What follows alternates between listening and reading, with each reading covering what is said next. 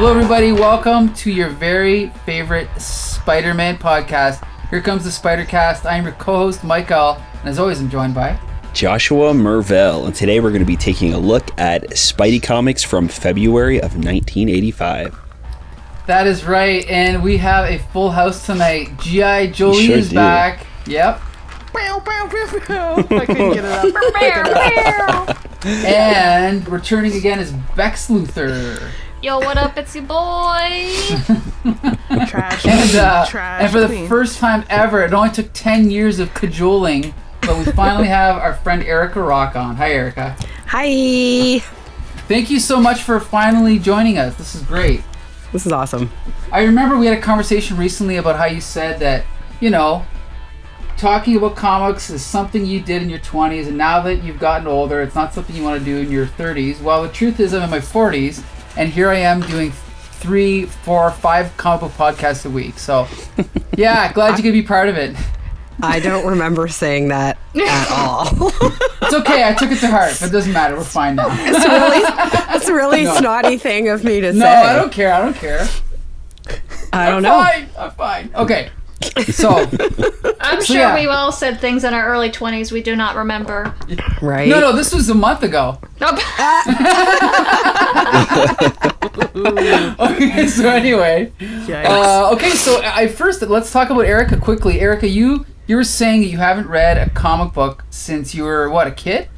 Yeah, probably 15. And it was what, Archie, you said? It was probably the Archie comic books.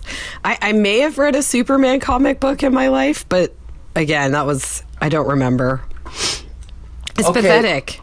No, I haven't even fine. read a Wonder Woman comic book. And Wonder Woman is your favorite superhero, right? Yes, she is.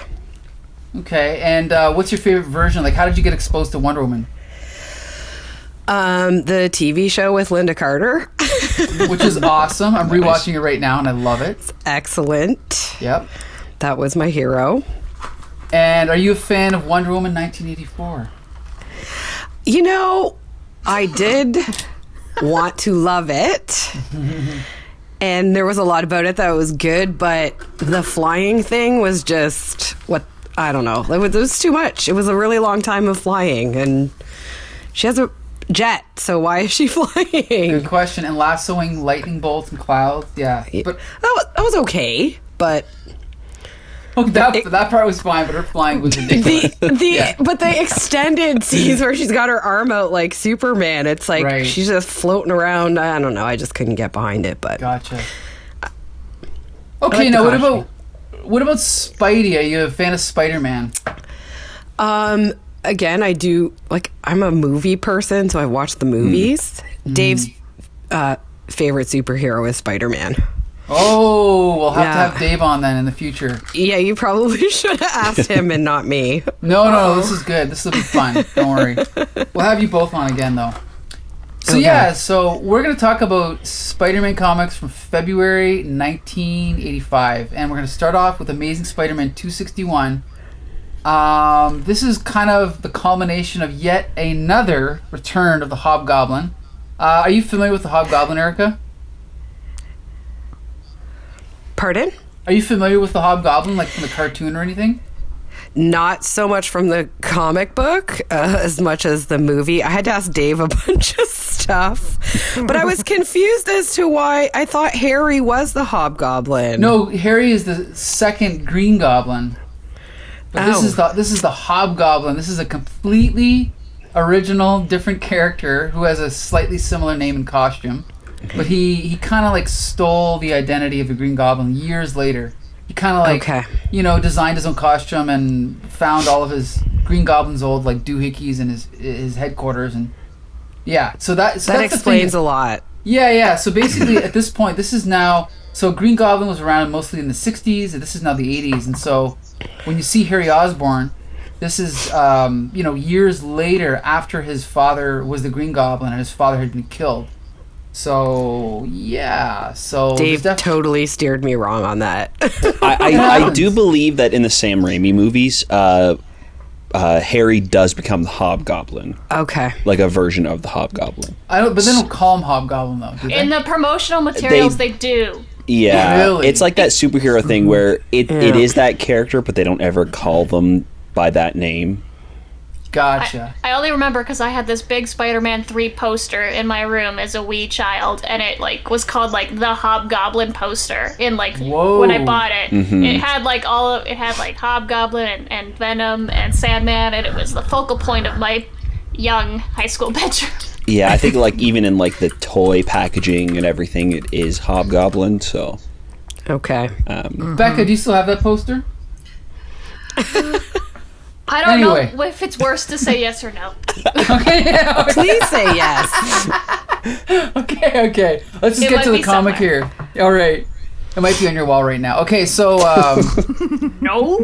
so we're going to summarize this issue quickly. So basically, Hobgoblin has captured Mary Jane Watson as well as Harry Osborn's wife. How come I can't remember her name? Liz Liz. Allen Liz, right, or Liz Allen. Osborne. Liz Osborne, right? Liz Allen. Actually, we know Liz Allen. Anyway, she's one of We the do. co-organizers of the Motor City Comic Con. Anyway, very nice person. Anyway, so Mary Jane Watson and Liz Osborne have been captured by the Hobgoblin, who is working with the Rose and his gang of criminals, and basically, Harry Osborne knows that they've been kidnapped, and he needs to figure out where Green Goblin's final remaining journal is, because he knows that Hobgoblin wants it. So he's searching through, all of these old boxes, and finally he remembers that his father showed him a hidden compartment in this what is this thing called? A roll top desk. Secretary? Yeah, whatever it's called. Yeah.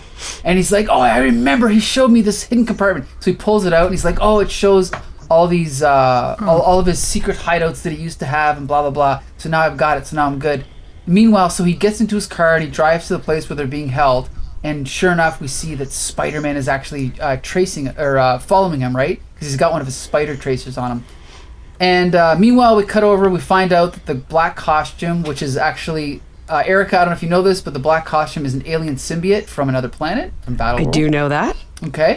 And the costume, and we've seen this scene in Fantastic Four, but now it's kind of been redrawn for this issue. Okay. And basically, Harry Osborn, he meets up with Hobgoblin in the middle of a park.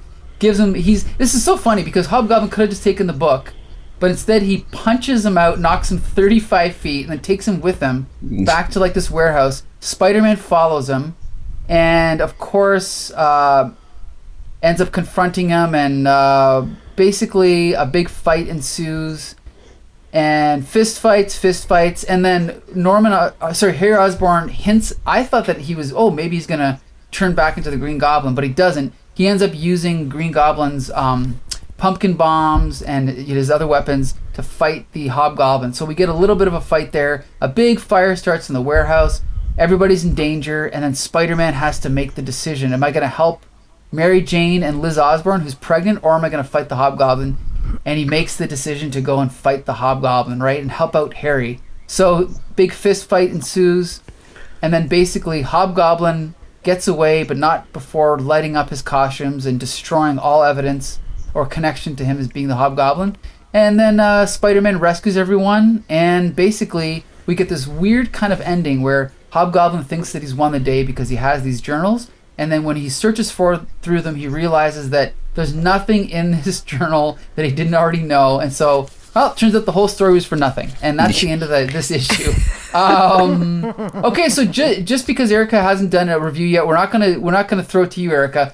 I'm gonna ask you, Josh. What did you think of this issue? This is an ongoing, this is a conclusion of an ongoing storyline. But what did you think of it as an ending? The ending kind of sucked. I mean, it all amounted to nothing, and it's just so strange that there was this huge buildup with the kidnap of Liz, Harry's pregnant wife, and the team up of these two characters, the Rose and Hobgoblin, are helping each other, and what for? Why is Hobgoblin is accepting the Rose's help so he can get this information, but what information is he after? He already ransacked every Green Goblin hideout, so there was nothing left anyways. And if you think about it logically, it makes sense. He's trying to find an answer to if there's anything else that the Green Goblin has left behind. And the answer is no. It's just strange. It's just a strange story for the writers to choose to like have a build up of. You know, I gotta say, I did enjoy the issue. I enjoyed every minute of it. But I've read this many times as a kid, and I always remember the ending being very strange. And now I know why. It's because it was completely made the whole thing pointless. Right. And it just, I mean, they had to have been planning this out, and you got to wonder, why did they do it this way? But, okay, so, Erica, you've been warmed up. Okay, tell us, Erica, what was your impression? You haven't read a comic in, 35 years or whatever, 25 years. What was your impression going in of this story?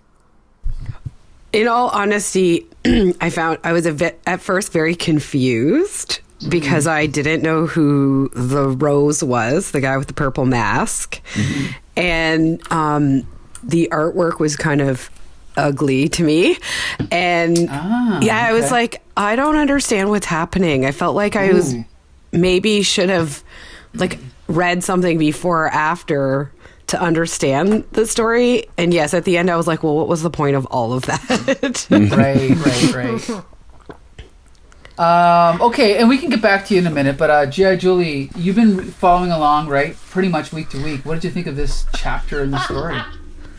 No, oh God, I too have been warmed up, but it may be on account of all that hobgoblin finger blasting.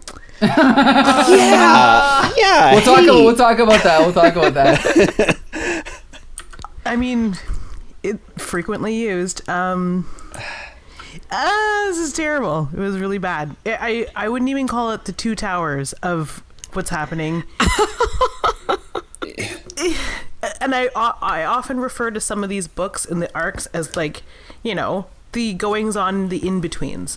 This is like, this action could have happened in like 2 pages of more story. Yeah. Okay.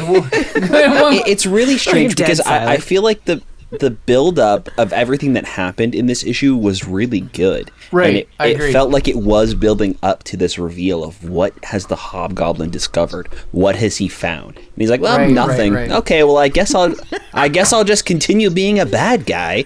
It's like, wait, really? Like this whole story was nothing? Like, even if at the end we find out that the Hobgoblin, like the information that he was looking for ends up being like non-existent, if he was like, you know what, that's fine, if I can't get information from you, then I'll use you in a different way, and then kidnaps Harry at the end, then there's like a reason for this build-up. Right. But it's so anticlimactic because it's kind of just like a finger snap, like, drats, I guess I'll just continue being same old Hobgoblin. Yep. Yeah, and it really just seemed like a waste of time. Mm-hmm. Like he's like, oh well, like on second thought, on my way out, so no one finds like my closet of goodies, I'm gonna just destroy my entire collection because it has an endless collection of masks finger and blasters. Outfits.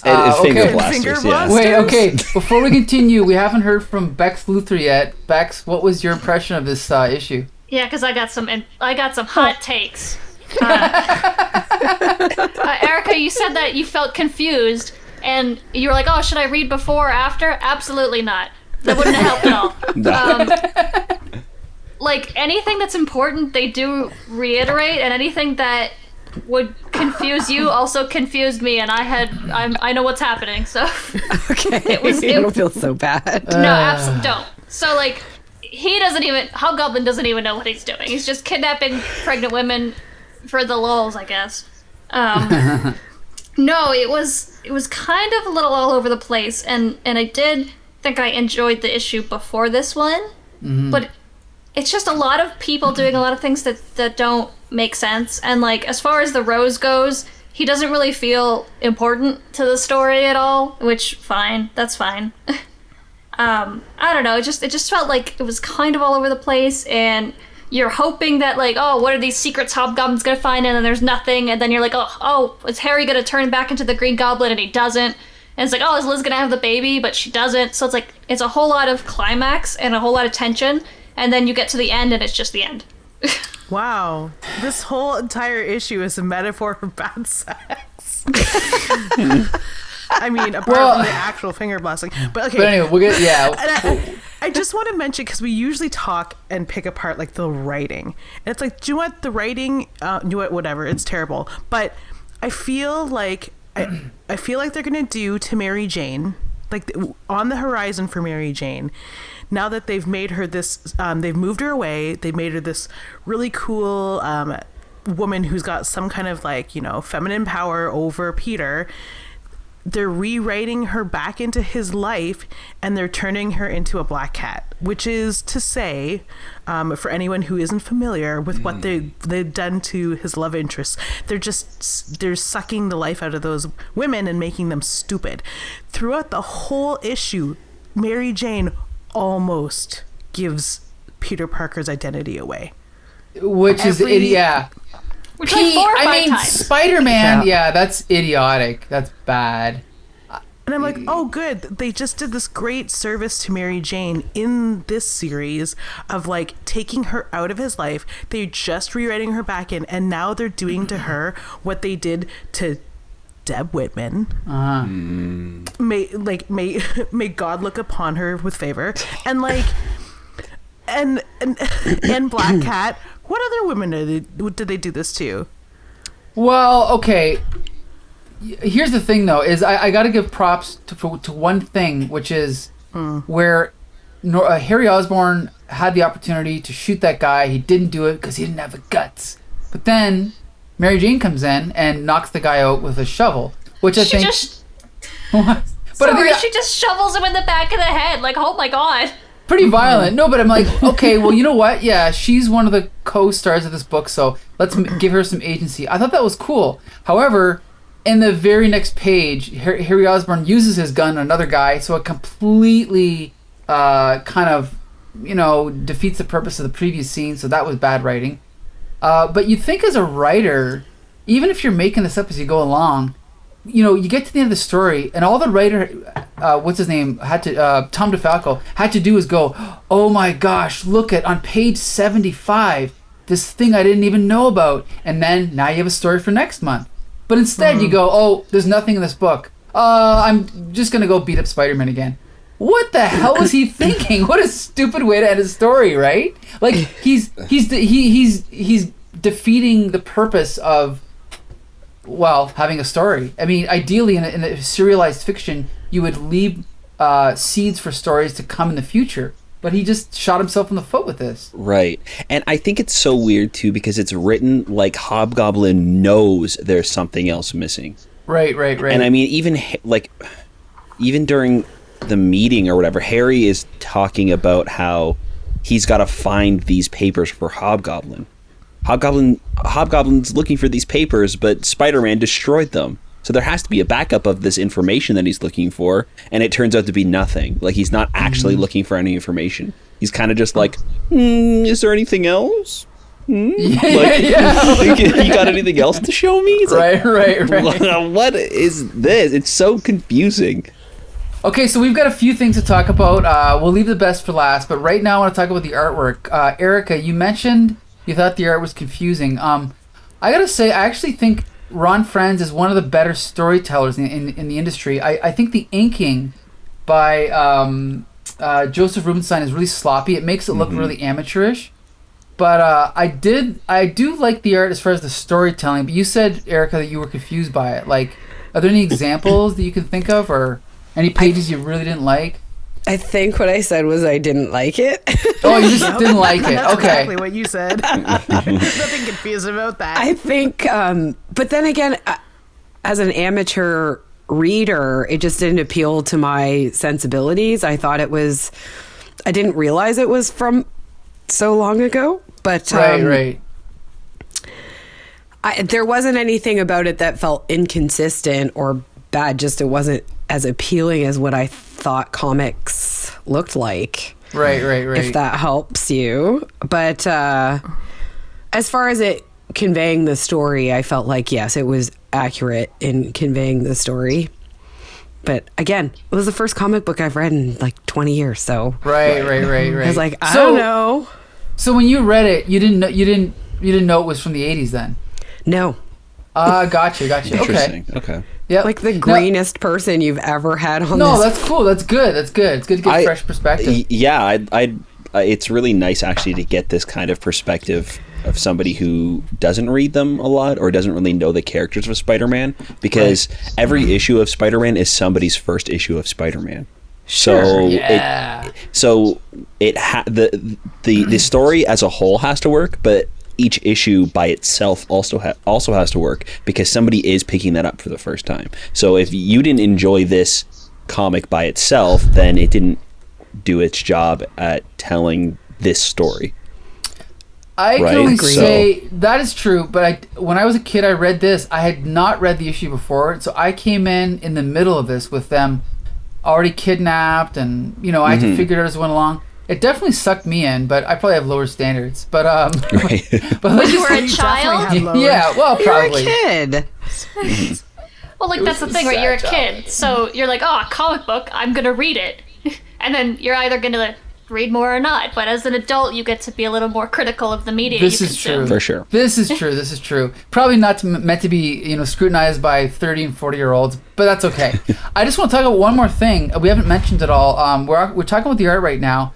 This cover is by a fellow named Charles Vess, who does a lot of work around this time. This cover is beautiful. G.I. Julie, what do you think of it? I love it. This is what I would assume is like the 80s equivalent of a painted cover. Yeah. And it's beautiful. I mean, it's stylized in just the way that you would hope. I love Charles Vess. I love all of his work on Stardust. Right. I admittedly found out who he was through like an Art Nouveau forum online in like university. Get out of town, really? Yeah, because I don't think he started it. Remember in like the early aughts, there was like this trend of drawing superhero comics or comic book characters in the Art Nouveau style, and then it led to the pinup girl style with the bombshell covers. Oh, by Aunt Lucia, yes. By Aunt Lucia, yeah, and it was the someone had only just mentioned Charles Vess, and I think that Claire Danes movie had just dropped that Stardust version, and I was like, oh, this is a comic book. I think that I love comic books. And I went, yeah, because all the boys in art school were reading them too, and I just dorks, absolute nerds. I had to get my head out of a textbook, and it was the only sort of way that I could draw comparisons between the two. Like I could draw comparisons between Charles Vess and Art Nouveau style, and and still legitimize my reading of Stardust in the break room. But anyway, that's the roundabout story about that. I'm so embarrassed to say I only know his work from Spider-Man, but I always knew he was a great and Sandman. I always knew he was a great artist, but I kind of just, I knew he had to have a career outside of comics, but I just never followed it. But yeah, he is so good, and good news, there's more coming. There's definitely more coming from him soon. So yeah. Does anyone else want to say anything about this cover, or do we want to talk about finger blasters now? Oh, go ahead. It's just unfortunate that in no time in the comic book does Peter get bested by the Hobgoblin. Like, you look at this cover, you're like, oh no, what's happening to Spidey? And then you read it and you're like, oh, nothing happened to him. He saved them. And then the Hobgoblin did nothing. Oh, cool. Anyway. That's a huge problem around this time. They were trying to make Spider-Man too powerful. He was kicking everybody's ass, and it really makes, there's no stakes, right? When Spider-Man is beating up people left and right, including in this issue, you're trying to build up the Hobgoblin as this villain for like 2 or 3 years now, and every time Spider-Man fights him, he kicks his ass, right? Oh yeah, and then you have like this big fire, and you have Mary Jane and a pregnant Liz, and all these unpowerful people trapped in this fire, and at no time was I like, oh, someone's in danger. Exactly. Erica, do you like this cover? I'm trying to remember what it looked like, and I don't want to close my screen to open it back up to see what the cover is. I can't remember because I don't know if it'll close the conversation. Sorry. No problem. Technology silly.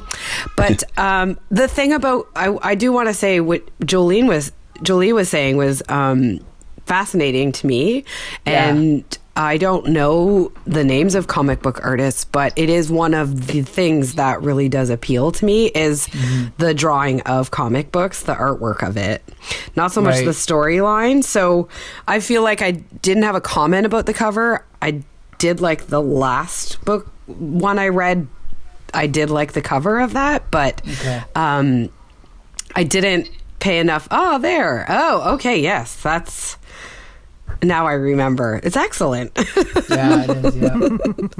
But yes, I agree with about it looks like something really exciting is going to happen. And then I read the story and I was like, well, that wasn't that exciting. Great, yeah. Like, talk about bait and switch here, eh? Yeah. Okay, but now we're going to move the conversation to finger blasters, okay? I know that before... You're no match for my finger blasters, Spider-Man. That's awesome. How long did you practice that? He was waiting Not long all enough. night. My whole life. Yeah. There was Scared me. there's a couple... Something was playing in the background on my computer. I was like, wait, where's that coming from? Yeah, I know. I thought you were... Josh do I thought you were voiceover? in my house. But anyway... I thought Mike played a clip, so I was like, wow. So let's talk about... So there was a couple weird innuendos in this comic. Yeah. Do we have any examples of those, Josh? So, okay. Page 2. I'm sorry for having to even repeat this. But I accept your Hobgoblin says that he's going to use his finger blaster to kill Liz's unborn baby. Yeah. It is awful and grotesque and such a weird... It's already gross to kill a baby, and then on top of that, you're going to do that by finger blasting her? I mean, it just really doesn't hold up over time. Oh, this was the first comic I read for this week, and I sat down and I'm like, okay, we'll start off with Amazing Spider-Man. It's always the best one of the week. First page I read, Hobgoblin's gonna use his finger. I was just like, what is happening? Right. Has Hobgoblin ever called it this before? I don't know. I think so. Probably would have joked about it, I'm sure, if he had. I feel like I would have remembered that. And then throughout this comic, he keeps saying he's gonna finger blast people. Yeah. I mean, what is happening? And then what about the part where Spidey's like, really? I always thought I had a great sense of timing. Just watch how easily I avoid your finger blaster. So, yeah, this has become a common phrase by this point. Yeah. And it's like, again, I agree with Josh. Is this the first time that they've decided that they're going to be called finger blasters? It must be, because this is ripe with comedy, and we would have caught on to this before. Yeah, you're right. I don't know what's going on here. I enjoy that if this is the issue where Hobgoblin decides to break out of the Green Goblin's shadow and be his own villain. He's like, I need cool attack names. Finger blasting. No one will confuse me for Green Goblin now. Yeah. You know what? You're right, bud. Hey, it was a more innocent time, right? It was the 80s. Right. Yeah. When kids wouldn't have maybe picked up on finger blasting in the way that we're picking up on finger blasting. Probably not. I feel like they 150% would have been like, he said finger blasting. True. I wasn't a teenage boy in the 80s, so. Me neither. I mean, I was, but... Excellent. So before we move on, I do actually have a question for Mike. Sure. I don't remember this, but has the Green Goblin ever had pierced ears before? Has Wait a Green minute. Goblin ever had a earring? Oh, Wait, yeah, that weird pirate bust, montage. wasn't Because- it? Sorry, Wait. wait, what? Are you referring to the picture of the weird bust that he had in his lair? Because that I found that was. Didn't it look like he was wearing an earring? Oh, no. There's a moment where Harry Osborn walks into the Hobgoblin's lair, and he's looking at the mask, and he has this flashback of the Green Goblin, and the flashback behind him, like the image of a Green Goblin behind him, has an earring. Oh, I missed Wait, that. this It's is on, on- digital page 8. No, no? This is on original 15. Oh, okay. Just a minute here. Let me jump ahead. Wait, where are the page Wow. numbers? What's the digital page? I don't know. For some reason, the digital pages don't pop up for me. Digital Oh. page 5, Wait. where it's like the three little Josh green is- goblins flying around Harry Osborn's head. No, but is the ears pierced there too? Just one ear is pierced. Yeah. Wait, what? Does the Yeah. Green Goblin have an ear piercing? Yeah, like Wait, gold. wait, Becca. I'm on digital 8. Wait. Where are you, Becca?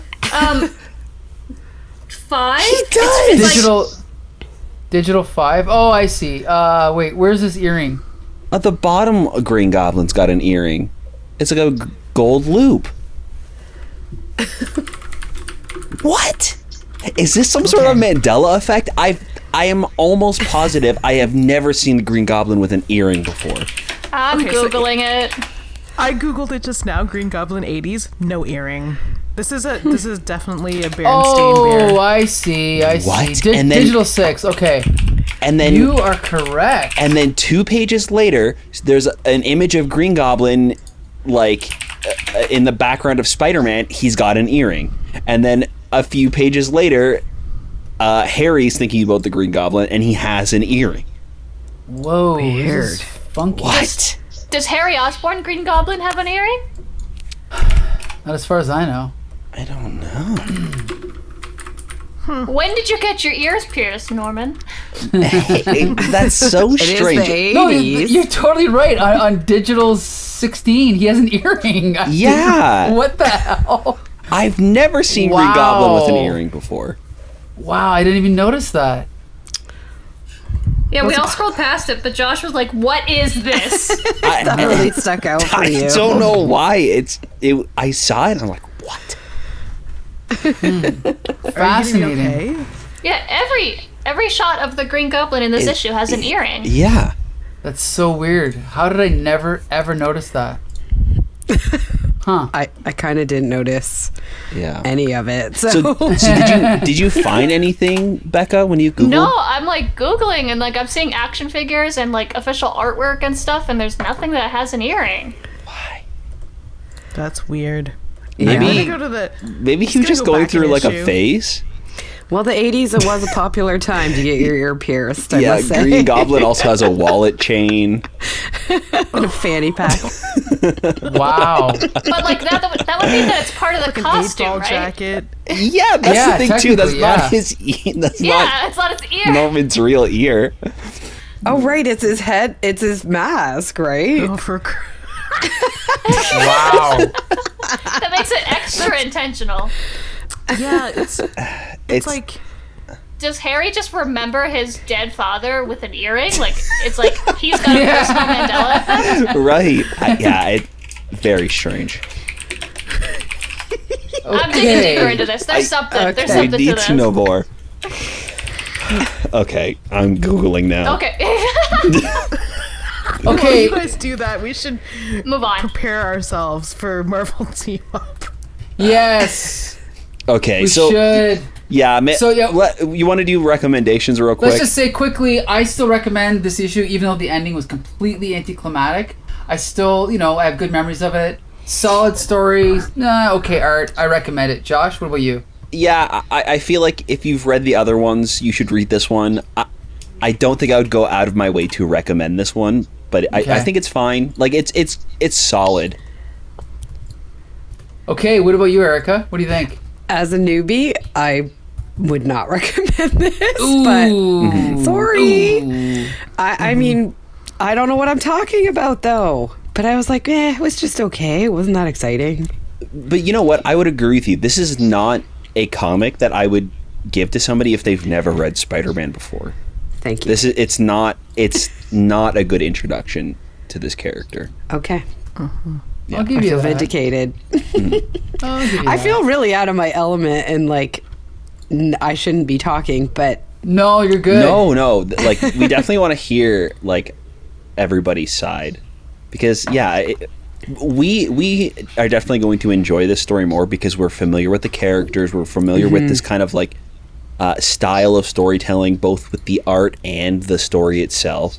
So, like, and there's that nostalgia factor, too. We've read this growing up as a kid, so we're going to enjoy this as an adult. But for somebody who hasn't read this before, it's not going to be everybody's cup of tea. Even if they do like Spider-Man or like the Marvel movies or the Spider-Man movies, you might not like the comics. So, you definitely do not need to apologize. okay. Yeah, you're good. G.I. Jolie, what do you think? Do you recommend this issue? Like, prime example, for instance, Erica, is me. I've read every issue. Maybe I'm an anomaly, Josh. I've been forced to read most of these issues. And, I didn't enjoy this one at all. I agree that it shouldn't be given to anybody who isn't familiar with the stories. I didn't grow up reading it. I am familiar with what's going on. I still wouldn't recommend this. Well, do you know what? Okay, my thing about comics is that my gateway is artists. Like you had mentioned before, if you're interested in the art behind comics, you might have stumbled upon this just because of the Charles Vess cover, and you may have taken upon yourself to read it. But should anyone hear this and also love Charles Vess, please do yourself a favor and read the issues before this, just like a couple, just to get some of that hobgoblin into you. Enough that you understand why this is so spectacularly crazy. I feel like we need a better rating system than just like a thumbs up, thumbs down. Because there's sometimes where I'm like, thumb is sideways. Because like it's not awful. Like maybe out of 10 I'd give this like a 6. Right, so this is not something I would go out of my way to recommend to somebody, but if you like Spider-Man, you'll enjoy reading this. If you've read the previous issues, I would definitely recommend just finishing off this arc with this story. You know what I mean? Not that it was a great ending to it, but yeah. Just put it right to sleep. It was no Marvel team-up. No. Speaking of Marvel team-up. Well, you want to get Becca? Oh, wait, yeah, Becca. Yeah, nobody cares. Becca especially. Well, we don't want to take Becca away from her furiously I've been doing some Google important research. Sorry, I just totally blanked out. No, it's fine. Okay. Like, Glad we asked. if you are already reading the story, it's not going to be like, oh, this was so bad that I'm just going to stop because I don't care what happens next. Even though you kind of don't care what happens next. As far as, like, Spider-Man stories go, it kind of doesn't have a whole lot of Spider-Man, unfortunately. Good but point. as far as, like, Mary Jane hitting dudes in the face in the head with shovels, like, 10 out of 10 for me, so. All right. So Sorry, as you said my name, I was like, does he have an earring in that picture? But he didn't, so. Okay, with that, we're going to wrap it up. We're going to move on to Marvel Team Up. All right. The last ever The last Marvel Team Up. So are Josh. are these all the last in an arc of how many? So each month 3 different Spider-Man books would come out in the 80s. So there was Amazing Spider-Man, Peter Parker, the Spectacular Spider-Man, and then there was Marvel Team Up featuring Spider-Man. So Spider-Man was part of Marvel Team Up every issue, or almost every issue, and somebody else from within the Marvel universe would come in and team up with Spider-Man for that story. And more often than not, Marvel Team Up was just kind of like a big commercial for other books. Okay. So Marvel Team Up started in the 70s and was kind of like its own thing and did follow the Marvel continuity, but it just so happens that you jumped on the last ever issue before this book was canceled. Oh, okay. Yeah. Interesting. I mean, Dave was asking me questions about it, and he's more familiar with actual comic books and some of the Spider-Man.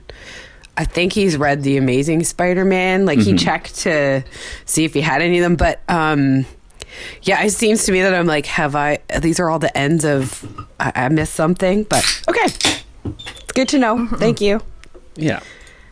Yeah, occasionally inside the books they would do arcs. Like right now we're reading like an arc that has something to do with Hobgoblin. It's sort of at the end-ish. Okay. Same with the third book. The spot is at the end, so it's sort of at the end-ish. Yeah.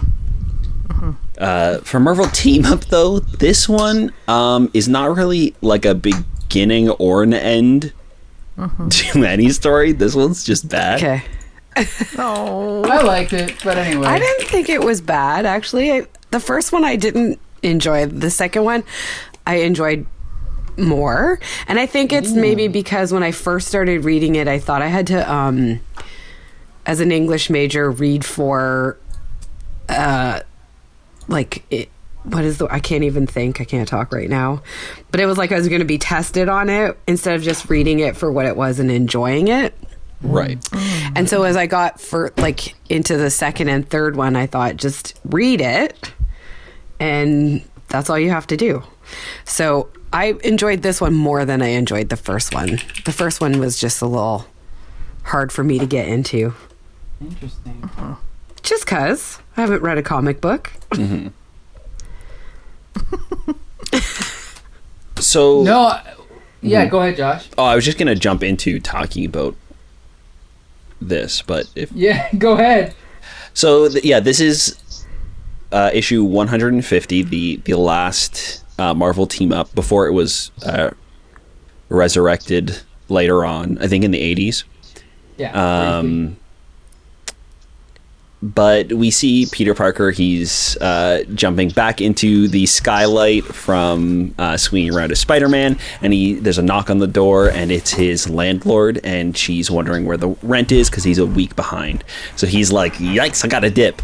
So he goes to jump back out, and these his new neighbors are up on the roof sunbathing.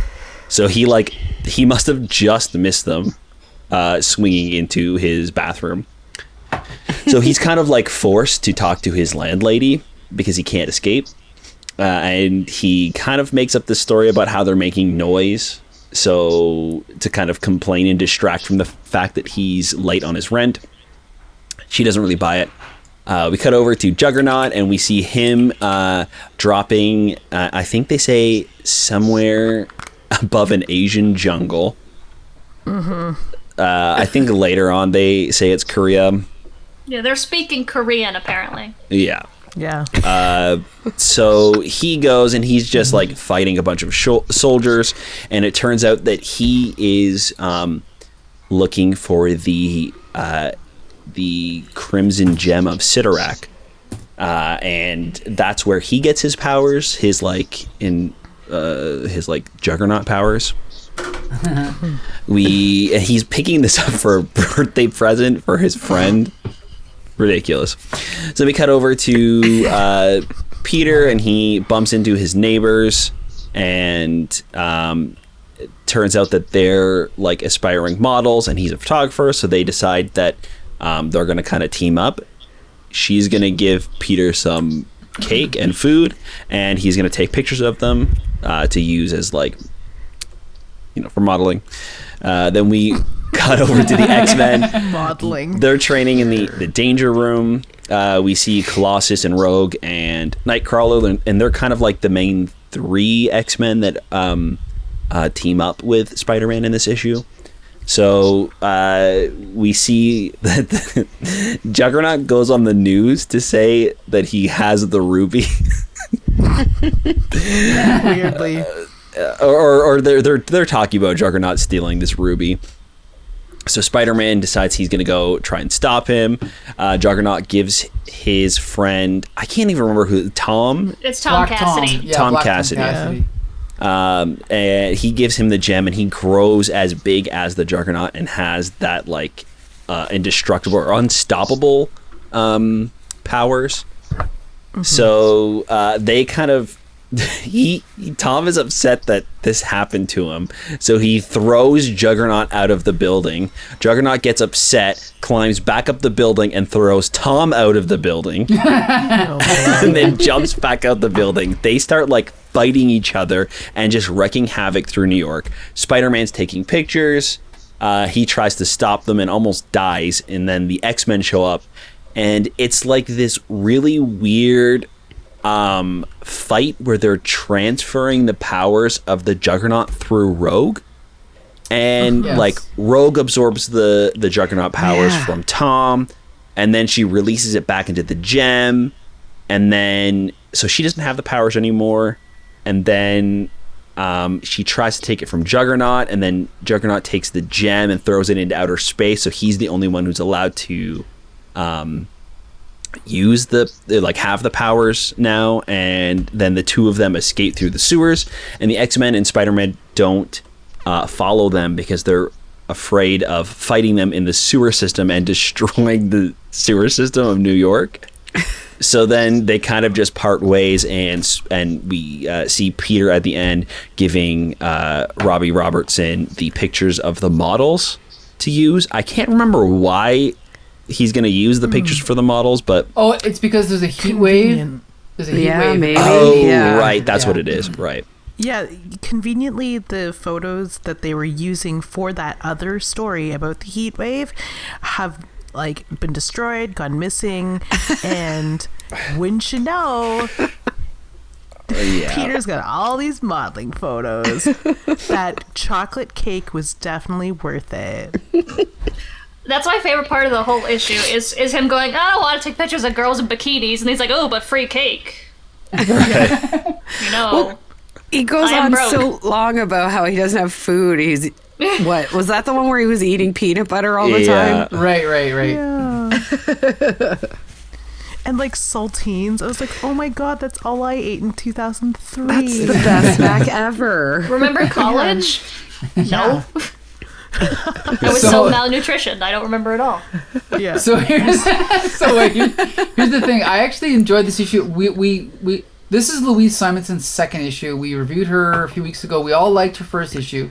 Josh, you're saying you did not like this story. I really liked it at the beginning. The start, it had me, and then we got to Spider-Man's endless dialogue, like inner dialogue that amounts to nothing, and it's just him swinging through the city, and I'm like, okay, it's starting to get slow. And then the fight at the end with like the Juggernaut powers being transferred back and forth was just like confusing and weird. Right.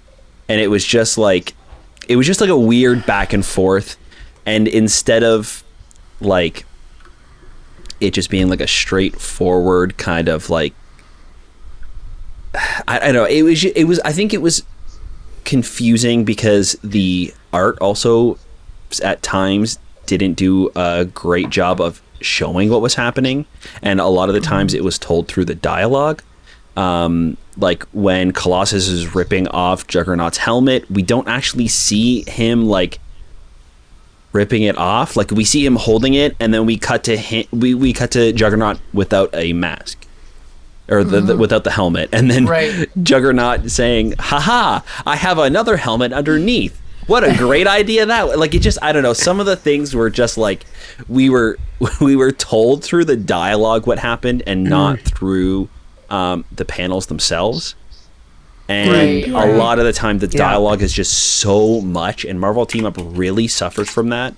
Funny, I thought the dialogue was actually good. I mean, usually I don't like Louise Simonson's dialogue, but in this issue I thought it was fine. Like even that panel where they rip off the helmet, and he's like, go ahead, try for all the good it'll do. He's like, see, this thing on my head's a second helmet. I made it from the scraps when I trimmed down the big one. I don't know. I mean, it's not terrible. I think it's okay. It was Tom's idea. He said that it was insurance, that nothing and nobody could get through to me, and they can't. I don't know. Erica, I hear you snickering. What do you think of this issue? Well, as you were saying that, I remember thinking there was a lot of internal dialogue, and the ripping off of the helmet. I could be wrong, but there was a lot of description of like, I'm going to rip this helmet off and it's bolted to my head. And I was like, clearly it's bolted to your head. Why are you telling everyone? Yes. You know, it was kind of redundant, but yeah, it's also funny that he's like, yeah, this is a great idea from my friend Tom. And it was just, I don't know who Tom is. And so when he's constantly talking about his friend Tom, like even at the beginning, he's like, this could be a great birthday present for my friend Tom. And it's like, what's happening there? Right. Yes. What's that relationship about? And I'm not implying anything like creepy or weird, but I just like, he's like a little kid. Oh, this is going to be a great present for my friend Tom. He was so mad at me. You know, like I found it silly.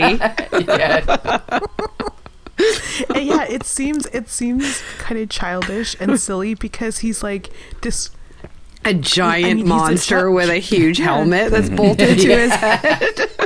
Exactly. There's always like a fine line between like dumb and infantile, and it's like a little weird that he's just like is kind of a child instead of just a dumb man, which I think Juggernaut is more just a dumb man and not a kid. And he's like, I gotta make sure my friend Tom gets a good birthday present for his party that I'm invited to. And at the end, he's like, I'm sorry I ruined your party. It was just like, why? I did find that entertaining, though. Yeah, that part of it was hilarious. One, the moment he shows up, babes are all over him. They're already all over Black Tom. Like, he gets there and Tom is wearing a cape. And has his shirt cut down to his navel. Right. It also helps that he kind of has a Tom Selleck vibe happening. But, like, Juggernaut comes in and Tom's like, oh, you wore your costume? I know. And so, well, like, what are you wearing? Yeah. What's that then, dude? It's like, oh, you're not? Oh, okay. It's just like casual loungewear. I like it. That's the thing is, well, the plot is ridiculous, but I think that the dialogue addressed the fact of how ridiculous it was. And so I think that made it work for me. Yeah, story-wise, though, it felt like another, I agree with Josh. I didn't really like it just because it started to fall prey to like the usual Marvel team up BS-ery. Like suddenly our two best friends are fighting for no reason just because they're angry dudes. Like they go into a roid rage and start to fight all over New York City. Right. And that's again what triggers our superhero team up. So it's like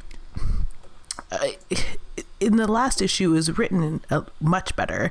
I mean, they managed to sneak in that reference to the hat store that Cannonball was shopping at again in this issue, which was again pretty fun for me. But again, they're fighting for no reason, and that's what gets the X-Men in here. Hey, I got a question. Sure. Can anybody remember a time where Spider-Man and the X-Men teamed up? You mean before this? No, I mean in this issue. Can you guys name a time where they actually did anything together to team up? Oh no. That's a good I'm not question. sure the X-Men needed to be here at all, to be honest. Yeah. Or Spider-Man. Like one of the two could have just gone. I mean, Rogue had to be here for the ending, right? But Spider-Man shows up and gets knocked out, and then once he wakes up, he's just jumping out of the way of X-Men fighting Juggernaut. Yeah, just trying to save his camera and all those brilliant pics. It probably should have just been Spider-Man and Rogue with Juggernaut and Black Tom as villains, not the X-Men. Ooh. Here's the... Oh, sorry, go ahead. Oh, no, go ahead, Becca. You haven't really said much. What were you going to say? I was just going to say, and then you have Rachel, like, constantly monologuing in this whole issue and then doing absolutely nothing, so it doesn't matter. Like, the whole issue is an advertisement for you to read the X-Men. Because it's like, oh, what's going on with this girl? She's from the future? That's crazy. Like, she knows these guys from the future? It's like, yeah, but I don't have that issue. I have this one. So why am I reading this one? You know what? Here's the problem is that you're exactly right. They should dole out information to entice you, to make you want to read it, but instead they have Rachel narrate all this stuff. And I've read frickin' every issue of X-Men that's ever been published, and I couldn't figure out what the hell was going on. I'm like, wait, okay, she's from the future, but she keeps referring to how Black Tom in her timeline did something, and she has to avoid it, but blah, blah, blah. And it's because she's from her future, and then Cable brings her back to the present time, and then they prevent her future from happening. Yeah, but of course, but none of that is, you know what I mean? Like, who would know that, right? Yeah. I don't even know who Rachel is. Okay, I don't know a ton about X-Men, but... Yeah, let's talk about the X-Men briefly. So yeah, on the cover here, I mean, Erica, I'm assuming you know Rogue, Nightcrawler, and Colossus, right? Yep. So Rachel is the child of Scott Summers... Cyclops. Cyclops and Jean Grey from the future, who's come back in time from a dystopian Terminator future to be a member of the X-Men, and so she's basically trying to avoid her timeline from being kind of created. But like, that's it. But it's just, her character, I don't know. She never really worked for me. Okay. Mm-hmm. I think the big thing is too, for me, is this was just like that point was just distracting, where if for somebody who doesn't know that coming into this, it shouldn't distract them from the story. And for the people that do know, they should pick up on it and say, oh, that's a good nod. You know what I mean? Like it was just so in your face, and it turned from being like continuity and like, yes, this is all the same universe, to go read X-Men. Go read X-Men. Go read X-Men. Like, so I don't know. I think for the most part, this just didn't work for me. I think between the, like, just long dialogue, the art not showing what's happening and having to read what is going on. Right. Rather than seeing it. And then, the confusing back and forth at the end, the characters not actually teaming up. Well, here's the thing. Okay, so as a first-time reader of Marvel Team Up, Erica, did this make... this is basically a commercial for X-Men. Did this make you want to read more X-Men comics? Well, it kind of did, in terms of that I get a little bit more about X-Men, but... that's hard for me to answer, because they're just more familiar characters to me. So I was kind of like, well, I kind of get this person's power and that person's power already. So some of the back and forth made sense to me. I think it actually, I would have been like, oh, maybe I should read some X-Men to understand where all of this is coming from. Yeah. Interesting. G.I. Jolie, did this make you want to read more X-Men? It made me want to pursue better X-Men. Better X-Men. Mm-hmm. Yeah. Every time I really like Rogue, and every time I read something that Rogue is involved in that I've been asked to read, I'm so disappointed. Right. And I'm like, was she never good? Like, am I mistaken? Why was she cast in the films? Why is she part of, like, the main storyline for a lot of things? Why is she always there if she's never good? But I did like Nightcrawler in this book. Mm-hmm. Yeah. Nightcrawler's always the best. Nightcrawler's a good character. Yeah, Rogue's a little bit sucky as a character. It's kind of like, no, she's never my favorite. No, she kind of, now that I think about it, it's like, oh God, she does whine all the time. So, yeah, do you know what? I'm just going to jump ship and climb aboard SS Nightcrawler. I think if I didn't have any pre-existing knowledge of the X-Men, if I had never heard of X-Men before, this was my first introduction to them, I don't know if I would be interested to, like, read their book. That's true. I think because I know the X-Men and I've read them before, this is like, oh yeah, I want to go read some X-Men now. But I think if I hadn't, I don't know. Like I didn't really get a good feel of any of these characters by themselves doing anything like that would bring me to a different book. The story wasn't satisfying enough for me to jump to a different book. Yeah, and Louise Simonson is doing that thing again where she writes their accents. Oh yeah. I was like, was that supposed to be a southern accent? Yeah, Okay. absolutely, yep. And the German one, he kept using German sort of like pet names kind of thing. I was like, what? Colossus is Russian. Right. Yeah, and he's like apparently really Russian. And though the one thing that it did make me I always love a good scene, and I find it hilarious that they found out that the Juggernaut was up to Juggernaut shenanigans on the evening news while they're eating dinner. Soup. Like remember Rachel that. calls them all. Yeah, Rachel calls them all in for dinner. Like Oh a hot yeah. dinner. And they got their TV trays. Yeah, like a little family.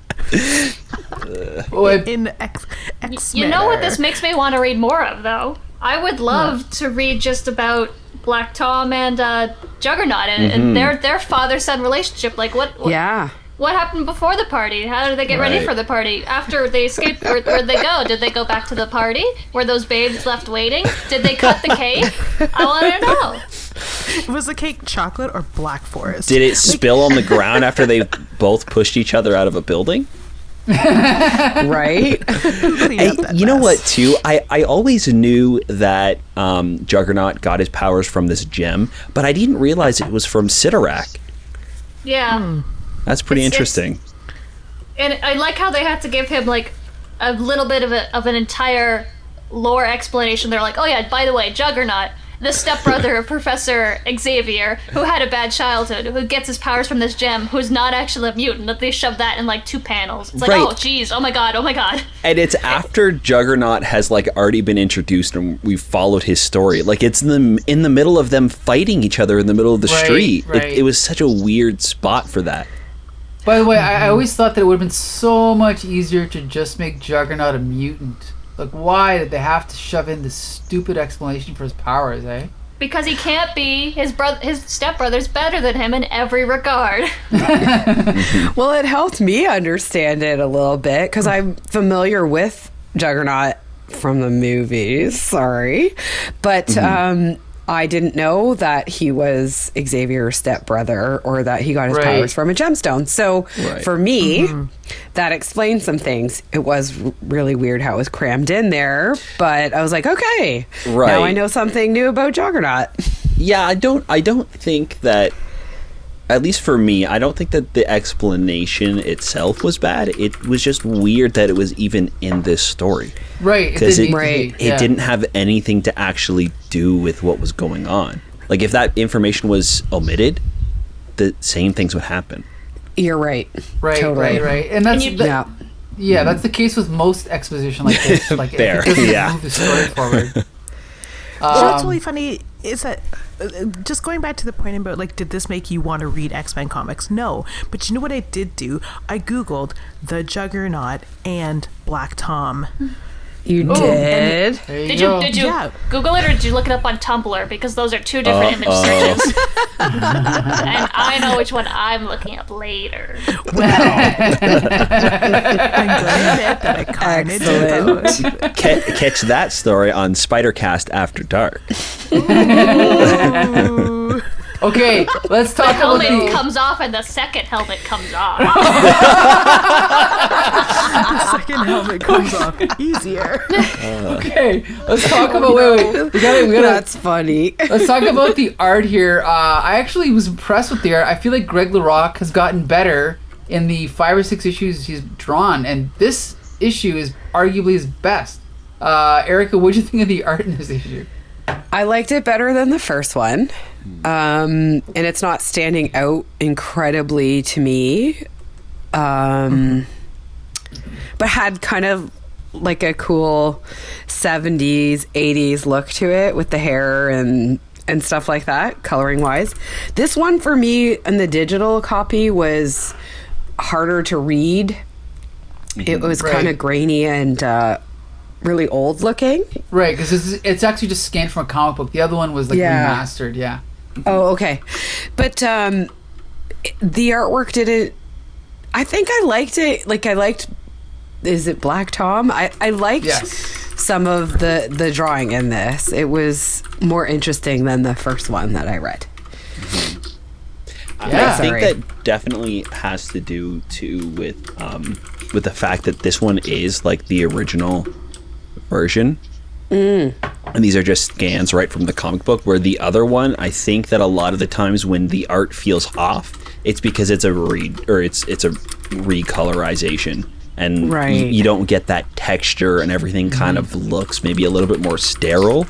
And I find that the inks really pop out more in the clean version, where this one, like, it feels like the inks and the colors and the sketches, they're all kind of one. I don't know if that has to do with just the inking. The inking might just be better in this issue, but I find that it all blends together really well. You know, Mike Esposito, I've found lately, he's one of the better inkers, and Josef Rubinstein, sorry, he's one of the worst. So I think he really kills the art for Ron Frenz, whereas Mike Esposito makes Greg LaRoque look great in this issue. Like, there's like a really nice close-up, I don't know where it is, but of Black Tom's face on page Digital 22 that's really good. And I don't know, like the pencils underneath, there's another one on Digital 26 when Black Tom Cassidy's screaming, "King lad, watch out!" You know, like, there's a lot of really good panels in this issue. So I think that we've actually seen Greg LaRoque. I mean, I don't know how old he was when he was doing this. He's probably young, 20s. But he's actually developed very quickly as an artist here. And I don't know, it's kind of cool to see. It might also too be behind the scenes, when an artist takes over, maybe they don't have as much time, or maybe there's something like weird going on in the shuffle. Right, could be. So just getting his footing, that might that could be it. What's going on. So before we wrap up, Bex Luthor, do you have anything else to say about this issue? There's a really good panel drawn of Juggernaut's butt, if anyone's curious. Curious, I'm here. It's near the end. It's like a couple pages from the end when he's like holding the gem up really tall, and he's doing his best 2011 Catwoman chest and butt in the frame. Oh, picture. I see that. Yep. Digital 36. Yep. Yeah, I really enjoyed that panel. And ooh, well done, Juggernaut. Yeah. 10 Juggernauts out of 10. All right.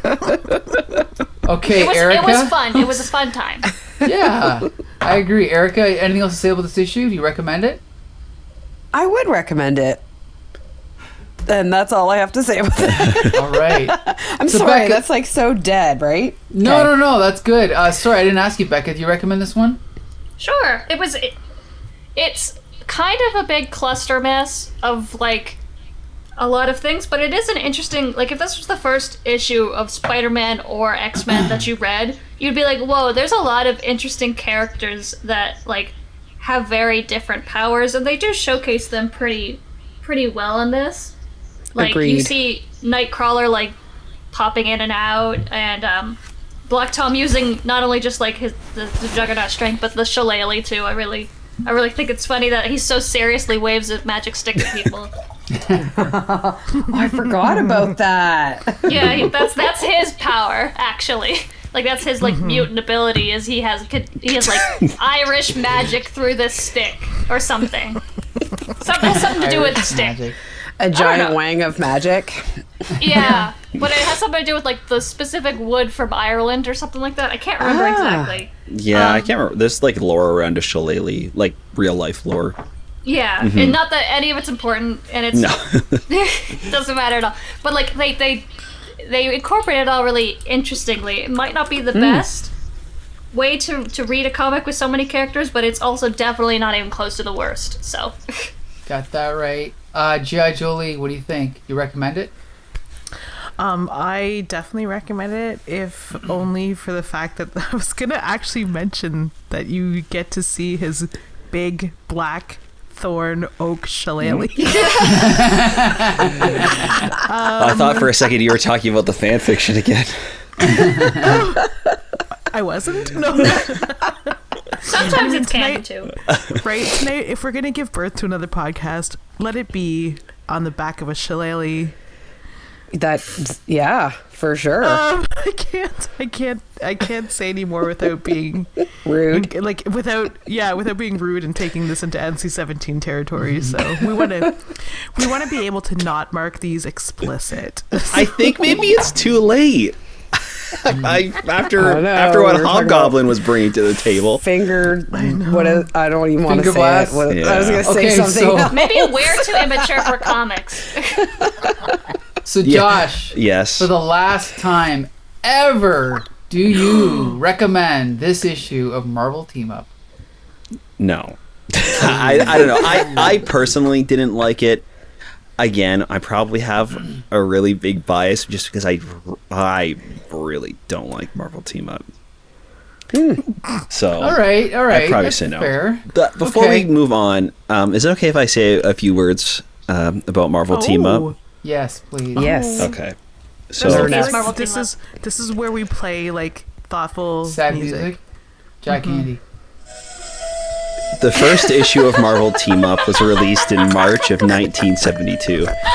150 issues and 7 annuals were released in its run, and only about 10 didn't feature our beloved Spider-Man. The stories kind of sucked, so it never really caught on with readers. So after taking a look at the tanking sales, the editorial staff decided to end its run. In February of 1985, Jim Shooter pulled the plug. It's been 75 long, grueling weeks of having to read Marvel Team Up, and today, Spider-Cast says its final goodbyes. Let's take a moment of silence as we lay this book to rest and never, ever think about it again. I'm crying. Beautiful. Me as well. beautiful. Who played that music? That was beautiful. I played the music. I had that one queued up. It's so distracting.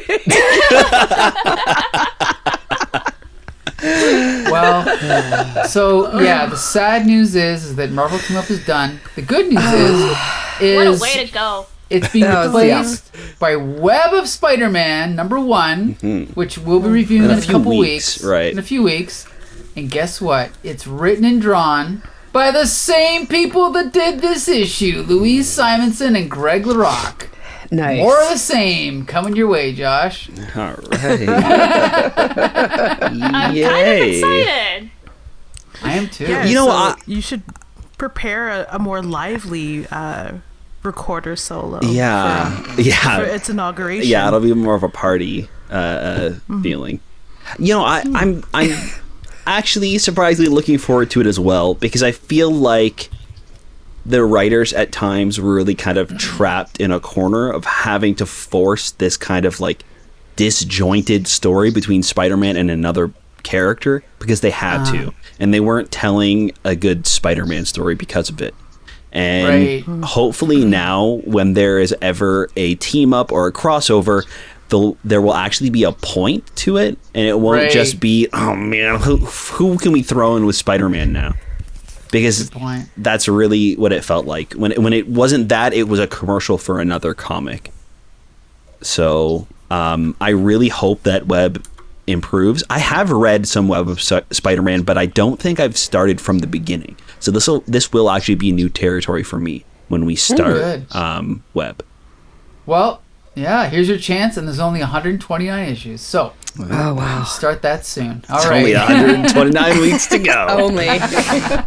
Okay, so now we're going to go to our final comic this week. Peter Parker, The Spectacular Spider-Man, number 99. I don't remember. Was it Bex, Luthor, and Jed Julie? Are you guys going to team up on this one? But we're Yes. gonna try. Marvel Team Up on it. We're One gonna- more Marvel Team Up. Sorry, Josh. One more Marvel team up for the road. One more.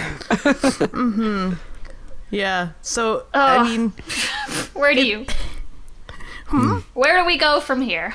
Oh, downhill. Oh, I thought you meant like downhill. down, like scroll down. It's like, oh yeah, I know physically, but thank you. Oh no! I mean, I feel like this issue exists on the 7th level of hell, but it's written by Al Milgrom and penciled by Herb Trimpe.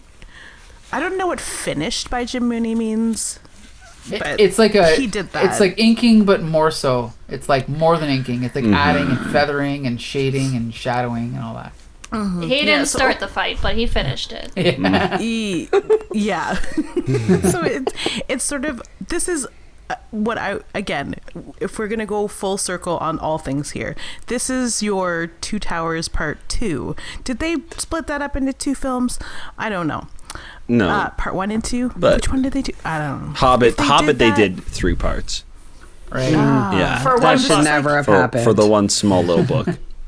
That's it. Or this is like your Mockingjay Part 1. Because this is like a continuation. Maybe it's a Part 2. This is a continuation of another story where this Dr. Spot is created, and it doesn't matter because nothing happens. He steps through the polka dot door back into the world of Spider-Man. Shout out to the polka dot door. Yeah. Right? Let's review that. Let's just stop reading this comic and let's go watch episodes of that. Right. Because we would definitely gain an education. Yeah, I miss Pokeroo. Remember Pokeroo? Anyway. Yeah. Yes. So, like, I don't know what you want to say about this, Becca, but for me, if I was going to give a recap really quick, it'd be like, remember what they were doing last issue? They moved 5 centimeters. Yeah, that, but not really. So we start off with arguably a really, really cool cover. And then we just go downhill from here. So we have the Spot, and he's just like learning more about his abilities, right? And then we immediately cut from the cool part of the issue to Peter being broody. And then running into 3 of the most beautiful women he's ever seen in his entire life and not knowing how to talk to them. Well, what are their names? It's Candy, There's Bambi, Candy, and Randy, and Bambi. yeah, which I don't know if are they anything, like, or are they just like the 3 hot blondes that live next to Peter Parker now? Yeah, They're around for like 5 years or something. 3 years. My yeah. God. Oh. Yes. Are they the ones that are sunbathing in the one issue? Thoughts? Yes. Oh, yeah. are Technically, they? this one takes place before Marvel Team Up. Okay. Oh, so these are the same women. Oh yes. Okay, that's helpful. Yes. And just like most boys, he's rendered like just incapacitated, but told by Bambi directly that, well, you're gonna want a thumper. Oh wait. Yeah. Can we talk That about that? was just brutal. The exact line is, wait, I've got it right here. Thanks, I guess now I know why they call these throw pillows. I really am sorry about this. I'm not usually this clumsy. No problem. I guess when a girl's name is Bambi, it's just natural for people to want to thump her. And that's her introducing herself. Yeah. That's her being like, hey, I'm Bambi, by the way. You want to hit me? I guess. And right before this too, she goes, "No problem. I know that you bumped into me because you're flirting with my friends." Yeah. That whole scene was weird to me. Sorry, And you were he's doing definitely not. No, he was just. You were doing Anyways. a recap. I didn't want to interrupt your recap. Oh, no, go for it. Oh, and it's hilarious because once he's done with those women, again, in the grand tradition of not moving the story too far along, Shashan comes, their only Asian friend, which I'm here for. Okay. Comes to Peter to look for solace, guidance. Well, 'cause Flash she's- is being a dick. Her boyfriend's Yeah, being well. just the worst. Because in the previous issue, we saw, I don't know, like, Erica, in the previous issue, this Flash guy is having dinner with another woman who also has a husband. And it's like this splash screen, just like one panel, doesn't matter at all to anything that happens. So now it's the continuation of like, oh, she's like, I'm so worried about my boyfriend, and we know that he's definitely cheating on her. So is that the secretary? Because at one point the Yes, secretary yes. gets all defensive about it. Yeah, so she's married, and she is having dinner with Shashan's boyfriend. Yes. Yeah, and they the entire time we see them, they're sitting there legitimizing, well, they're already friends from before. So they're like, well, it doesn't matter. Just because we're two good-looking people alone at 7 p.m. in a fancy restaurant drinking wine doesn't mean nothing's going on. Like, really, girl? But they didn't tell their significant others. If you're like, That hey, they went. babe, I'm going to go get dinner with my friend Betty. She's like, yeah, sure, no problem. We have a healthy relationship. But no, you snuck around on her. That's cheating, bud. Yeah. Well, I was kind of confused by you mentioned that in this they say something about, well, an attractive person can't have dinner with another they do mention that in this episode, and I'm like, that's weird that you would just bring that up, like, oh, I'm hot, so if I have dinner with another hot person, I must be cheating. It's like guilty conscience much. Yeah. Absolutely. Guilty conscience. Because Peter's like, do you know what's going on with Flash? Is he being weird? She's like, I'm not She's like, having no. sex with him. What do you mean? And Peter's like, nah, he's just, what? Anyway, he's like, women in my life are just so strange today. What's going on? So again, in like the grand tradition of weird little like side stories that run along the main story, if there is a main story in this book, we find out that not only is Flash sort of running around with Betsy, but he's in a car with a private detective with a bunch of goons. I don't know, and he's spying on Shoshan, and he's like, I knew it. She's cheating on me with that skinny little Peter Parker.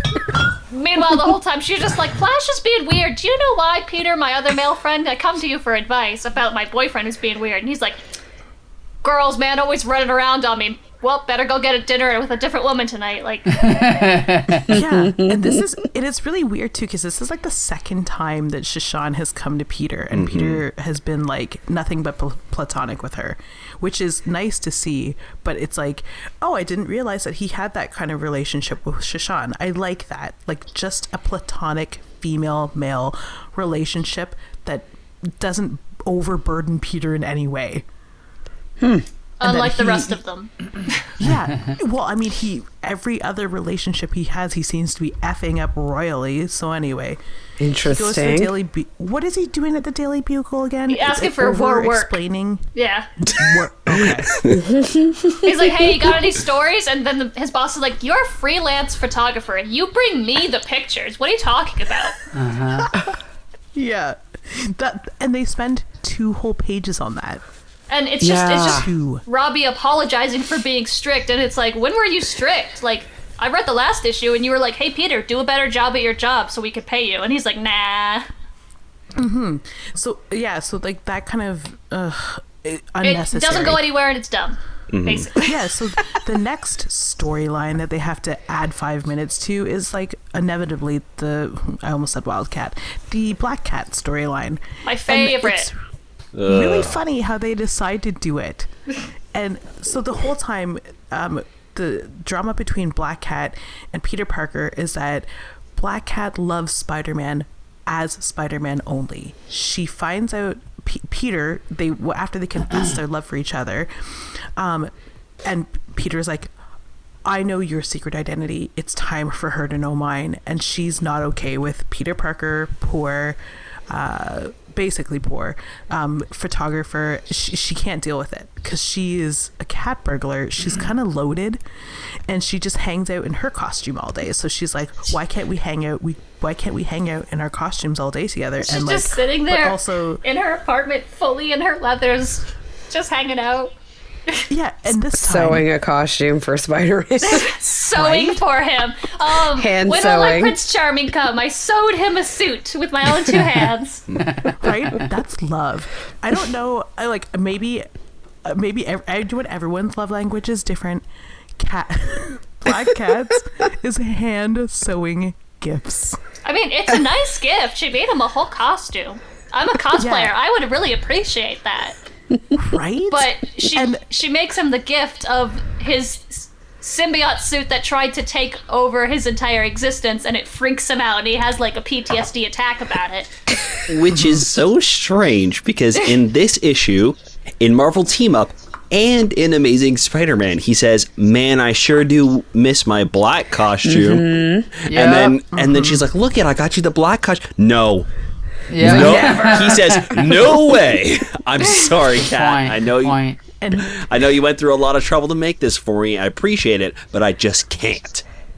Yeah, his hand in that panel is the second biggest thing in that panel. I love it so much. This is ripe with meme potential. Oh, I love. Oh yeah, you're right. It's like the Batman Robin thing. This can be turned into something. Yeah. You're right. Well, just like the way she's holding up the suit, it looks like she skinned Spider-Man. It's great. and she holds it up to herself like it's a negligee, right? Like she's kind of like, "Look at what I made for you." You want me to put it on? And then he's like, "Absolutely not!" Oh my god. She's just wearing the other Spider-Man outfit, and Peter has like an existential crisis. Yeah. Anyway, back to the plot, I guess. Are we still on that? Okay. Yeah, now they're going to go back to Kingpin because Kingpin gave the Black Cat her bad luck powers. So they have to go back to see him to make sure that her debt to him was paid, but they both know that it's not. Like, it's Kingpin, he's a bad guy. He's gonna cash that in, right? But they're going anyway to talk to him. I have no idea why they're actually going. Yeah. They're going to serve no purpose. Like, they're gonna get there, and then what? They're gonna cause a ruckus. It's gonna be like they already tried this, and the first time they tried this was the last issue, and somehow Polka Dot Man was created. Yeah. So it's like they're gonna go. Like, Kingpin's just minding his own damn business, building part of his empire. He is trying to create supervillains, though. Well, okay, but like let's again, not downplay it though. He is trying to, for some reason, do bad things. Yeah, I mean, he's just doing his bad guy thing. Trying to bring back his Minding dead wife, own. Kingpin stuff. Yeah, minding his ODB. Yeah, so they go and Black Cat's bad luck powers activate again, even though like Peter is not causing her any harm. Usually Black Cat's powers, they activate when someone's trying to cause her harm, but Peter's just swinging around and he's getting bad luck everywhere. Mm-hmm. So it seems like her powers are kind of going haywire, and she thinks about it for a second. She's like, that's weird. Anyway, and that's the end of that like discussion. Yeah. So we go back to Kingpin. Oh, sorry. Go ahead. Oh no, because again, in the last issue, Some guy from this issue is not Indiana telling us anything the last issue didn't tell us, which was Black Cat's bad luck powers affect Peter. And again, they do it here in a less consequential way. And that's about it. And, cut to the symbiote suit. Excellent. Cruising New York for, tail. Oh, yeah. And he found some. Good for him. Yeah. This poor man. Who's this guy? Oh, I feel so bad. He's like, people talking about New York being dangerous. What are they talking about? And not only does this guy not get mugged, he gets an alien symbiote attaching to him who will eventually suck out all of his life force and kill him. Oh. There he goes. But swinging right into the night. Yeah. And really, again, nothing of consequence happens. They even fight they eventually fight the Spot, but again, not interesting. It just ends. Like, the Spot just kind of spots away. Yeah, he just kind of messes with them for a bit and then goes, well, later.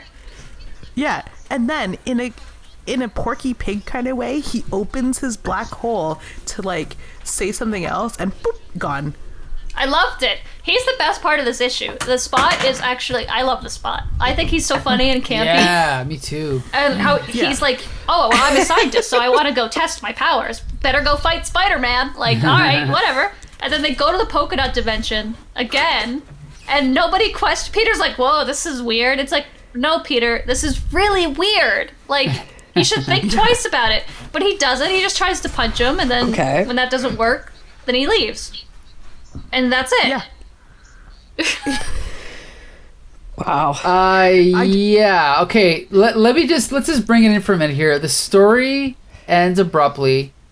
This is again for you, Erica. This is like chapter 35 in an ongoing storyline started by Al Milgrom like 5 years ago. It's been on like Jolie said, incrementally increasing by 5 centimeters every month. It tends to, run in circles. That's not great. Peter Parker and Black Cat go through the same thing every month, but this is the first appearance of the Spot, and we love the Spot. Let's talk about the Spot for a minute here. I had no idea who the Spot was. Yeah, I think he's freaking cool. I think his power's cool. What is your impression of the Spot, Erica? I did like the Spot. Because who doesn't love a good polka dot? Let's be real. But I had never... at first I thought it was like one of those bizarro Spider-Man costumes because he had the symbiote costume, and I have seen... So I was like, maybe this is just a weird Spider-Man costume. But... So not knowing anything about this... I do like the concept and also find it extremely confusing because the analytical person in me is like, well, how would that work if he's got like 4 spots and his arms and legs can come out all the different ones at the same time? Like it was, I found myself getting wrapped up in how his powers work. Right, but right. I did like it. And I liked how... I know it was weird with the Porky Pig ending, like, see you later, folks. But it was also kind of, like, weird how he was just like, I'm going to try this out for a bit. It was a small increment of action. But I did like the Spot. Yeah, I me did. too. I wish that it would have just been about the Spot. There was a lot going on to me that was, like, the first half didn't match with the second half. And Kingpin was kind of thrown in there a little bit. And I'm familiar a bit with Kingpin. So it was like he was kind of thrown in there. But it felt like there were 3 different things happening very separately. Right. If that makes any sense. And they didn't quite mesh? No, especially with like the girls. So I kind of thought maybe these are the same girls that were sunbathing in the other one. But I was like... what do these 3 girls have to do with the rest of the story when he's on the roof fighting the Spot with his girlfriend who I've never heard of? Yeah, well, I think, these 3 girls are obviously just introduced as a way to make it even harder for Peter Parker to go in and out of his apartment, right? So... Oh, okay. Yeah. So Peter Parker is always struggling with rent. He's always... things are never easy for him. And now it's even harder because now he can't even get into his own apartment, which I think is really cool. Okay. That makes sense when you explain that. And here's the thing is that I actually posted on a Facebook page about how much I love this opening splash page, which so clearly explains how the Spot's powers work. I think he's a great character. I think it's kind of funny that Spider-Man himself laughs at him. And so usually readers kind of treat him like a joke, right? But I think he's freaking cool. And it's funny because, just for the record, the Spot, as far as I know, was not used in comics for 35 years after this. And then he was brought back in Daredevil by Mark Waid only a few years ago because Mark Waid is awesome. So, it just shows how a writer can make a good story out of anything. So I thought he was cool. Oh, he looks dope now. There you go. I was gonna say I don't think that there's anything like weird or dorky about him besides the polka dot costume. I think that the powers are so awesome. Like, how is Spider-Man supposed to defeat him? Like, his whole body is a portal to another dimension. He's being like ripped from dimension to dimension. Whenever he tries to like get in contact with him or punch him, it just goes right through and appears somewhere else and doesn't affect him. Like, it's such an interesting, fun power. And I think, it's just because maybe the costume itself is a little goofy. Right. But I like the character. It's polka dot. What are you gonna do? He needs to have polka dots. He couldn't just be. I don't know. How would you suggest designing his costume then if the dots were not cool? Yeah, I feel like that's it, right? Is they came up with the power And then they're like, okay, so then- I guess if he does portals, he'll just have a bunch of portals on him. And they're looking at this guy and like, I guess we'll name him Polka Dot or the Dot. Where like if you just take the powers and the idea of how he got his powers, he could just be like a black hole himself. So his whole costume could just be a black void. It doesn't have to be like polka dots, right? The power would be the same. But it's the 80s. Yeah, Polka dots and were I like big it. in the 80s. Yeah. I definitely don't dislike it. I just think that's probably where the like ribbing of this character comes from. Well, you know what? I'm actually, Erica, I'm going to send you a picture of the Coyote, which is Mark Waid's version of the Spot. So you can see him there. Yeah, so that's Much more sinister. Yeah, like same powers but different guy. But, you know, I guess they could have done anything with him, but they decided to go with the polka dots. Which is fine. Right. It's a little hokey when you showed me that one. Yeah. But here's the thing. Let's talk about the art Works. briefly. So this is, again, the art is by Herb Trimpe and Jim Mooney. Classic Marvel art. I really like the art in this issue. Erica, what do you think of it? I like the art in this one the best. And so I wasn't sure if it was like, oh, maybe. But I did. I liked it. It seemed the most classic comic booky in my head. What I like about comic books. And I'm not familiar with Black Cat, but I really like her aesthetic with the her eyewear and her beautiful white hair, and even the weirdo neighbors, Randy and Bambi, or whatever the hell their names were. I like the artwork in this one a lot better than all the other ones. I agree. So yeah, just for the record, this is Herb Trimpe. He's a Marvel veteran. He was around for 30 years. He did everything. He did the Hulk. He did G.I. Joe. He did Transformers. Again, a classic Marvel artist. I'm a big fan of him. We've talked about him a lot, but I'm not sure, Becca, have you come across Herb Trimpe yet? Are you a fan of this art? Oh, I really like the art. Whoever did the colors on this is definitely... I'm a big fan of whoever was choosing the colors for like the color palettes and everything for this issue. Just the way that, like, again, it's got some of my favorite backgrounds where they're like simple backgrounds and the focus is really emphasized. So like you have the Spot, and like when he's inside his the building and there's all these yellow backgrounds in it, that black and white pops so much more. Right. And then even their rooftop fight in like the polka dot dimension and outside, like in the real world, you it's nighttime, so like any other comic could probably use like darker colors and wash that out, but you can actually see what's going on still. So like the symbiote pops in that light blue and in that yellow, and then the polka dots dimension is purple for some reason, which I really like. You know what's crazy is if you read the credits, the colors are by A. Chaotic, which I can only assume to be a pseudonym for a group of people just filling in on a deadline. So maybe it's just the fact that the editor was keeping such a tight rein on the style of it at the time, or I'm not sure what it was, but yeah, I definitely agree the colors are solid in this issue for sure. G.I. Julie, did you have anything to say about the art? Yeah, I really liked it.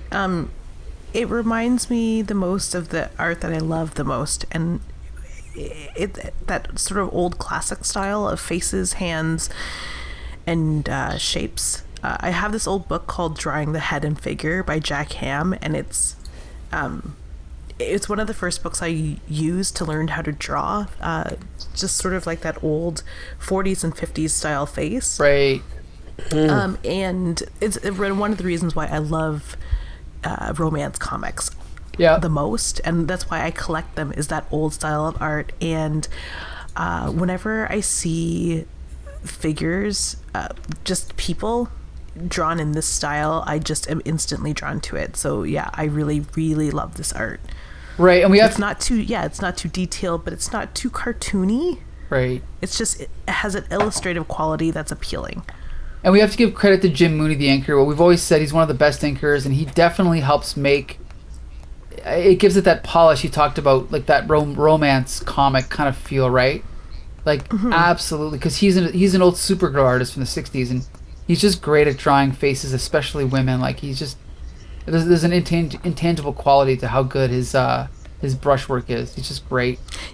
Yeah, he has a really unique understanding of the way that like the shape of lines and how they create texture rather than, stippling or cross-hatching. He probably uses a brush, right, like a real inker should, and it's amazing. Yep.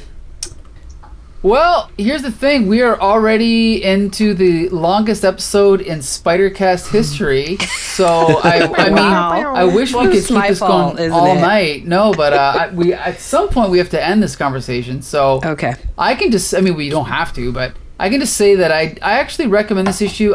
This is one of the spectacular Spider-Mans that I kept from when I was a kid because I always liked the Spot. I know people make fun of him, but I think he's great. It seems that everyone else thinks he's cool.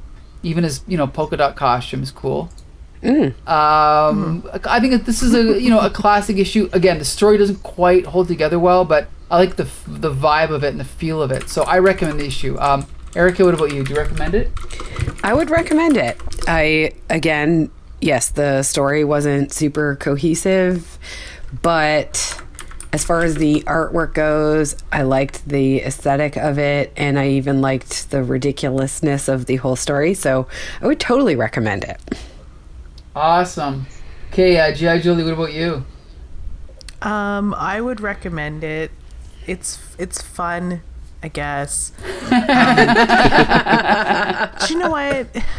The story may have only moved 5 centimeters along, but like, you still got... It's still encapsulated like the stuff I like to see, which is like that slice of life Peter Parker stuff, and it's like as dopey as he is with girls. That was hilarious. I agree. Yeah, all of that interpersonal character drama, and yeah, I'm here for that. That's right. And it is as Peter. What did he say? As the Spider-Man turns. Yes, as the spider turns, or whatever, yeah. And also, I got to point out, like I said, Candy, Randy, and Bambi are going to be around for a long time. So there's more fun to come from them. Okay, Bex Luthor, what do you think? Do you recommend this one? Yeah, absolutely. No, it's if Peter didn't go to the Daily Bugle, if you cut that part out, and also if he would just break up with the Black Cat, I think it would be a solid issue. Yeah. Like, she's so boring in this one, but I guess she's kind of the catalyst that pushes the story, because like that's why he's going to see Kingpin. Right. But it's really worth it for just the Peter parts and obviously the Spot, and just giving you like, I do like how every issue we read has one panel of the symbiote suit slowly coming closer and closer to Peter. It's very ominous feeling that way. Right. Yeah, agreed. So it's like, and like this is the issue where he's coming. He's on his way. So sooner or later, he's going to catch up with Peter Parker again, right? So it gives you that kind of little bit of extra. If he would have like been in the background of one of these last panels, that would have been great. I think that would have been amazing. But no, it's just Black Cat being sad about the fact that she loves Spider-Man and not Peter Parker, and she loves stealing. She loves two things. She loves Spider-Man and she loves stealing. And apparently sewing. Yeah, women, right? It's my favorite things. Yeah. Josh. Yeah. I feel like that. Go ahead, Josh. Sorry, Josh. It's okay. I think by this issue by itself, I would definitely recommend. I am so tired of this Black Cat Spider-Man story, because it's literally been going on for years at this point. Yes, where it's like this, and everything that happens in this issue between the two of them has happened before multiple times. So it's it for me, and I'm sure everybody else that are regulars on the podcast. It's like so exhausting at this point, because it's just not going anywhere. But if I were to just pick up this issue by itself, I think I would have had so much more fun with it, because while those stories are repetitive by itself, it's kind of fun. The Polka Dot Man is, or the Dot, or the Spot, whatever his name is. Mr. Dalmatian. Yeah. Sorry, I put the polka dot in there. Cruella, whatever his name is. Yeah, like he's a really fun villain. I think that reading this is actually super great context for the Mark Waid Daredevil run with Coyote and the Spot. Right. I would definitely recommend going and reading that, especially after reading this, because this is such like a fun, lighthearted story, and it has that classic comics feel. And then when you read that Mark Waid Daredevil story with Coyote and what happens with the Spot, it's dark and like twisted. And with the context of how fun and light this is, I think it makes that story even more like gritty and intense. Right. Excellent. Mm-hmm. Woo! That's right. So we want to thank everybody for joining us for the longest episode in Spider-Cast history. Yeah, it might be. It is. No, I've checked on Spotify. This is our longest episode. So yes, this has been excellent. Julie, I want to thank you for always being here. Bex Luther, I want to thank you for joining us when you have nothing else to do. I want to thank you for Becca, thank you so much for Jolie, you're amazing. Thank you, Becca, Erica, great to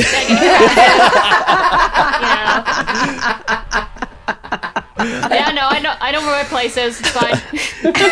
Josh, you better queue up that recorder so. Oh yeah, I've got it here. And we have to thank Erica. It only took 10 years, but you finally reviewed some comics with us.